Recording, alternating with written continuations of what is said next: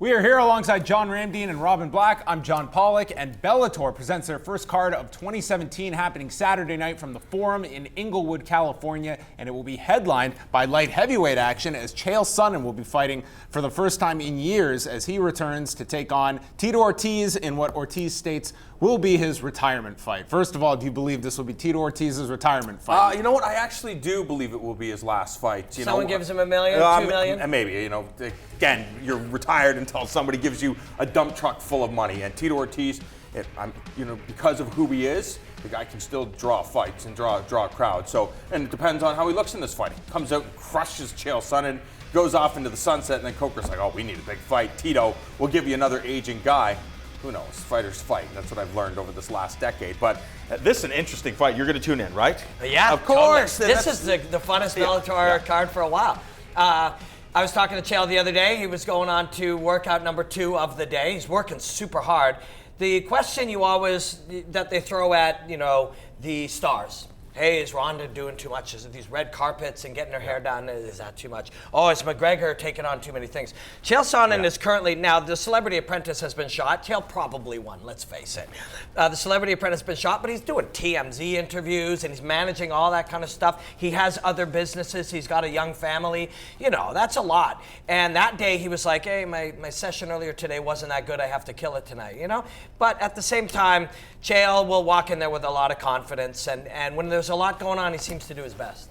It's also, these two, I think this makes logical sense. It's happening now with each other. This is not Tito Ortiz of 2003. This isn't Chael Sonnen of a number of years back. I think everyone kind of tempers their expectations. This is a fight that it's a grudge fight, it's Tito's retirement, and it's 2 stars fighting, which to me, it's the recipe for a Bellator main event. That's what they want. It's star power, and there's a lot of it in this and main real event. Fighters. It's not like, it's not like we found a guy with a mohawk and then put him up against, a guy from the internet, or, Chris Brown is fighting Soulja Boy or some nonsense like that. These are the highest of the high This level. feels like the happy medium. Yes. It's star 100%. power. It's guys that you know are not in their prime, but still you have an interest to see fight, especially when one of them is saying it is their last fight. And I'm with you. I do feel this is it for Tito Ortiz. And Chael Sonnen, we have not seen him since 2013 fight. He has obviously been plagued by his suspensions and leaving the UFC for Bellator. I think that there's a natural curiosity whenever you've seen a guy who was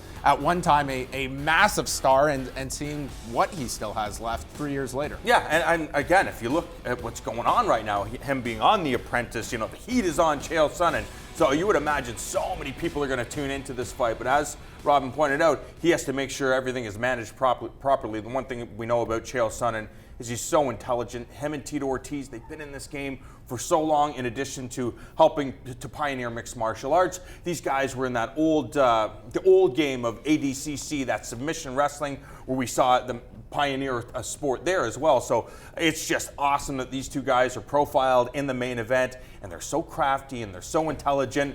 I'm just trying to understand what I'm going to see at that event. Let me set it up for you. You'll have Tito Ortiz bouncing in the corner. He'll have flames on his hat. He'll have a flag. Then you'll have Chael Sonnen over there posturing. He'll come out with a giant overhand left to a double leg takedown. It is exactly what you think it is, and it works because they are that. If one of these guys was some modern Cody Garbrandt-like footwork and an evolved game, it would be a challenge. But that overhand left can land, and Tito can shoot that double, and they can play an old school mixed martial arts fight, and that'll be really fun. It's like watching old leather helmet football teams play. It makes sense. It isn't a freak fight. These are high-level professional athletes, high-level combat sportsmen who are a little bit older.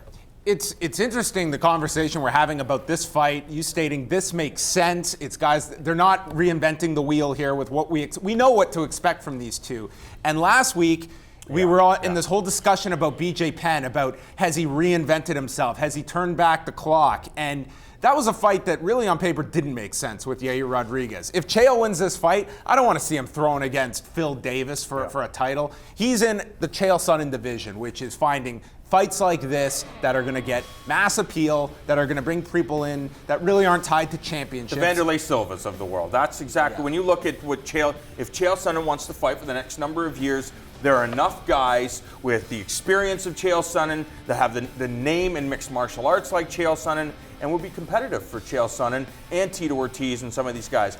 The same thing could be said with BJ Penn. I think the reason why we all expected maybe we see an evolved BJ Penn is because BJ Penn was so evolved in comparison to everybody else during that time. He was the most complete jiu-jitsu guy. He was a wrestling guy. He was the best boxer in mixed martial arts. So we thought, okay, naturally he'll be able to make those progressions, but it's just a different era. You know what? Two things are actually not connected: constant improvement and innovation. Constant improvement kind of narrows you down to some optimized point. Innovation happens on the outside. So all these older guys who just my boxing got a little bit better, my takedown got a little bit better. Innovation is not directly correlated or connected to constant improvement. And so these innovators come out and all of a sudden they're literally playing a different game.